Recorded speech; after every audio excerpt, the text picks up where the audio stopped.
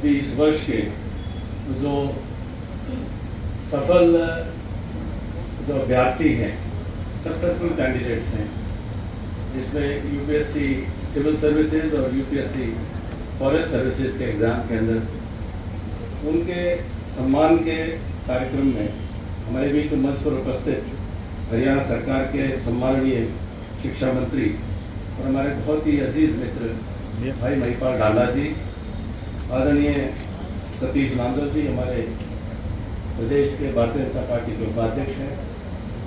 इस सभा के सम्माननीय अध्यक्ष भाई जयवीर ढोल जी, जिन्होंने ये बीड़ा उठाया कि इस सम्मान का कार्यक्रम अपने यहाँ हम आयोजित करेंगे। बहुत ही अच्छा संकल्प आपने किया।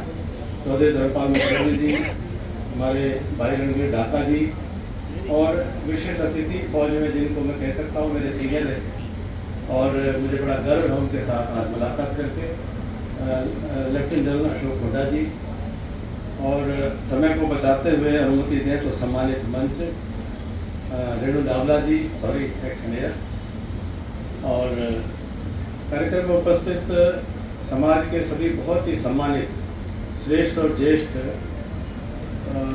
सभी लोग महानुभाव यहाँ पर उपस्थित हैं। अलग अलग सामाजिक भूमिकाओं में आप सबके साथ हमने काम करने का मौका मिला है।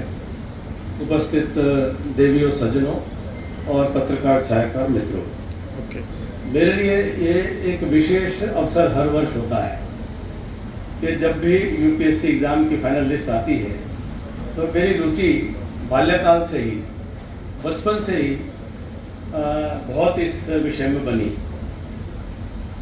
अभी ओम प्रकाश नांदल जी, नांदल खाप के प्रधान, वो यहाँ पर उपस्थित थे। वो मुझे बचपन के मेरी 70s की बात याद दिला रहे थे कि वो मेरे ताऊ जी साथ रूटीन में मिलने आते थे। और अगर मैं सही गलत नहीं हूँ तो शायद 78 में शकुंतला जी ने IAS क्वालिफाई किया था। 78 में वो बाद में चीफ सेक्रेटरी हरियाणा बनी, हमारी बहन जी थी, तो उनका आपने परिचय ध्यान में दिलाया। और उसके बाद से बहुत सारे ऐसे साथी, युद्धवीर मलिक जी जब सेलेक्ट हुए थे IAS में अपने यहाँ रोहतक से, चौधरी हटवाला जी वाइस चांसलर थे और उनकी वाइफ मैडम हमारी टीचर होती थी, तो बहुत हमको प्रेरणा मिलती थी कि कभी युद्धवीर भाई साहब की तरह से हम भी यूपीएससी के एग्ज़ाम देंगे। कॉलेज के अंदर एक अनुभव आया जो नांदल साहब ने जिसका जिक्र किया कि जो बाकी सरकारी नौकरियां थी उनके एग्ज़ाम देते हुए भी एक भरोसा नहीं था कि एग्ज़ाम देंगे और मेरिट के आधार पर यहाँ नौकरी मिल जाएगी, बल्कि पक्का विश्वास था कि पढ़ाई लिखाई करके, तो मैं वैसे ही बोलूँगा पढ़ाई लिखाई करके कोई गारंटी नहीं है, तो दूसरे रास्ते जो है वो खोजने पड़ते थे। तो एक आशा की किरण थी, वो थी कि यूपीएससी एग्ज़ाम एक ऐसा एग्ज़ाम है, यूपीएससी एक ऐसा इंस्टीट्यूशन है भारत में जिसमें किसी भी प्रकार का, चाहे वो लिखित परीक्षा हो चाहे इंटरव्यू हो, कोई सिफारिश नहीं चलती। तो बचपन में ही मंत्री जी प्रेरणा हुई कि भाई पेपर देंगे तो केवल यूपीएससी के देंगे। तो चाहे वो एनडीए का दिया, फिर सीडीएस का दिया, और फिर जैसा आपने बताया 1993 में प्रीलिम्स और 94 में हमारा मेंस का रिजल्ट आया, तो आपने रैंक गलत बता दी, उसमें 200 आपने तो घटा दिए, मेरी 201वीं रैंक थी। तो 1994 बैच में मुझे मिली थी। तो उससे पहले जो प्रेरणा थी, जो मेन बात ये थी कि परमजीत मान, आपको ध्यान हो, पीजे मान अम्बेसडर रिटायर हुए, 1987 में IFS आए थे और वो सेंट स्टीफन कॉलेज में पढ़ते थे। वैसे साथी प्रेरणा देते थे। अनिल मलिक अब गवर्नमेंट ऑफ इंडिया में सेक्रेटरी हैं, यही गवर्नमेंट कॉलेज में हम साथ पढ़ते थे। वो 91 बैच में IAS में आए थे। और 94 में हमारे साथ में तेजवीर सिंह हैं और वो पंजाब काडर के, वो भी गवर्नमेंट ऑफ इंडिया में सेक्रेटरी फर्टिलाइज़र हैं। और योगेश्वर सांगवान है, वो अम्बेसडर IFS में आए थे, वो अम्बेसडर हैं। जो हरियाणा के कुछ साथी थे, एक दूसरे को मिल लेते थे, बात कर लेते थे। लेकिन बचपन से एक रुचि बनी कि भाई ये एक ऐसी एग्जामिनेशन है जिसमें बच्चा अपनी मेहनत से, अपनी काबिलियत से, अपने परिवार की प्रेरणा से, अपने गुरुओं की कृपा से, आशीर्वाद से, गुरुओं के सहयोग से और बहुत सारे साथी मित्रों के सहयोग से, स्वयं के पुरुषार्थ से वो बच्चा यहाँ पर पास होगा, तो ये उसकी अपनी प्रतिभा है। तो इसलिए जब भी हर वर्ष ये एक रुचि बनती है, और अब ये अच्छा इस रूप में लगता है कि समाज ने इसको अपनाया है। समाज ने अब स्वयं के ऊपर ये एक जिम्मेदारी ली है कि हम अपने बच्चों को सम्मानित करेंगे। वास्तविकता ये है कि आज जब सभी जो बच्चे नहीं हैं, नवयुवतियाँ हैं, और आप अब देश के सबसे महत्वपूर्ण पदों पर बैठने वाले अधिकारी हैं, मैं आपका स्वागत भी करता हूं, आपको बधाई भी देता हूं और आपका सम्मान भी करता हूं। और आपका सम्मान करते हुए हम सब गौरवान्वित महसूस कर रहे हैं। आपने हमारा गौरव बढ़ाया, हमारा सम्मान किया। तो ये हम आपका सम्मान करने के लिए नहीं बुलाए हैं, ये हम सब का सम्मान बढ़े समाज में, और समाज का सम्मान बढ़े आपके माध्यम से, और समाज के अंदर एक प्रेरणा की जो ज्योति है वो आपके माध्यम से अगली पीढ़ियों तक निरंतर वो जलती रहे, वो चलती रहे। नए बच्चे आपसे इंस्पायर होते रहें, और आप मेरे समाज के हीरो हैं, आप मेरे समाज के आदर्श हैं। और जिस समाज का जैसा आदर्श बन जाता है, समाज वही दिशा ले लेता है। और आज बधाई जो पूरी सभा की टीम को कि आज समाज कहीं ना कहीं एक इस प्रकार के दोहराए पर खड़ा हुआ दिखता है कि समाज के चरित्र चित्रण को लेकर के एक कई प्रकार के क्वेश्चंस जो है वो उठाए जाते हैं, कई तरह की टिप्पणियां सुनने को मिलती हैं, कंधे के ऊपर की बातें भी सुनने को मिल जाती हैं।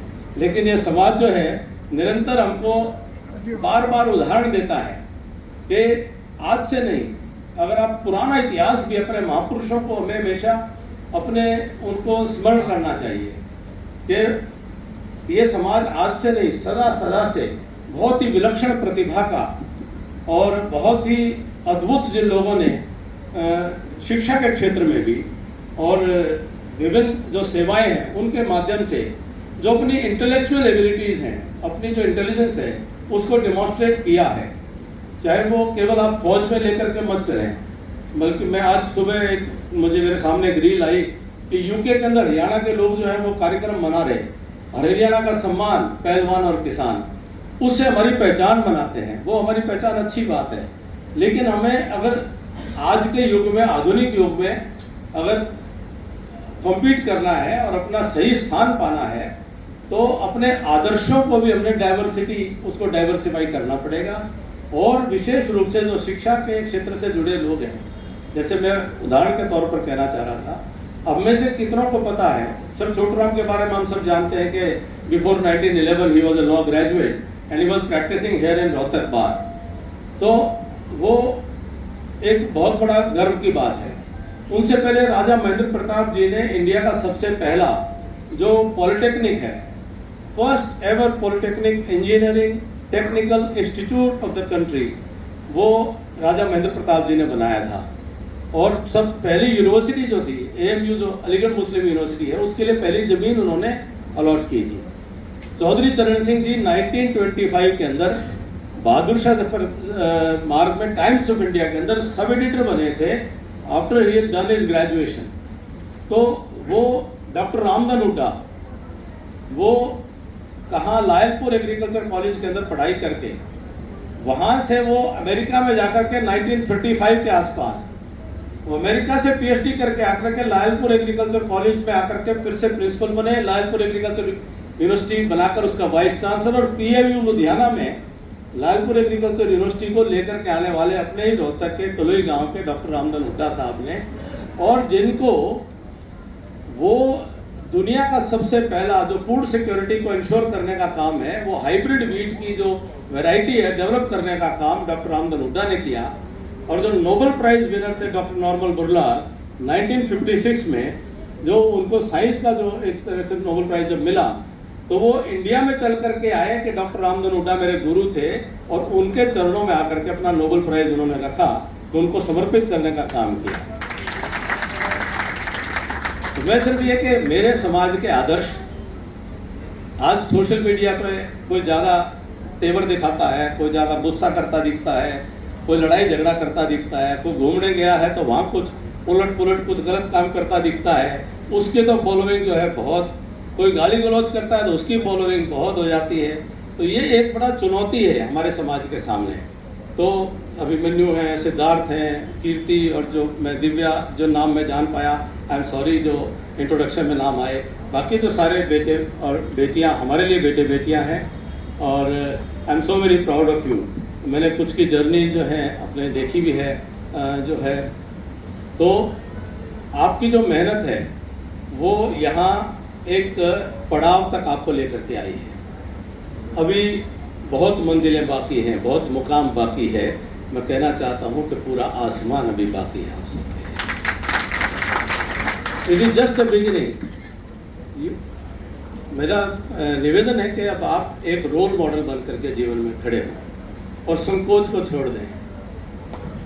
मेरे जो है मेरे ब्रदर इन लॉ अभी 31 मार्च को डीजीपी 1991 बैच से रिटायर हुए हैं। उनके मेरे से ज़्यादा फॉलोअर्स हैं क्योंकि उन्होंने सोशल मीडिया पे अपने आप को एक एज ए उन्होंने प्रेजेंट किया कि भाई मैं कैरियर गाइड करूंगा लोगों को। पूरे गुजरात से लेकर पूरे देश में उन्होंने एक इंस्पिरेशन का एक मॉडल उन्होंने स्वयं को बनाया। तो आपको कोई भी जो आपके जो सर्विस रूल्स हैं, सर्विस के कोड ऑफ कंडक्ट हैं, उसको फॉलो करते हुए जहाँ पर भी आपको मौका मिले please come out with demonstration effect कि आप खड़े हों, आप आगे बढ़ें, आप दिखाई दें। आप दिखेंगे तो और आपको फॉलो करेंगे। जो दिखता है वो बिकता है। ये दुनिया जो है ये वो गिलास आधा खाली आधा भरा है। अगर आधा भरा जो है आधा जो खाली रह गया तो फिर उसमें हवा ही आएगी।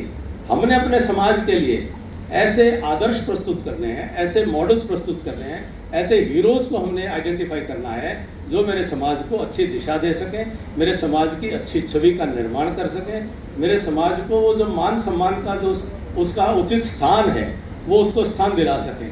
You will be surprise to know हम जो है 30-40 लोग जो है 92 में मैं जून 6, 1992 को मैंने वजीरामन राव में आकर के ज्वाइन किया था। डॉक्टर रविंद्रन वहाँ मेरे गुरु होते थे।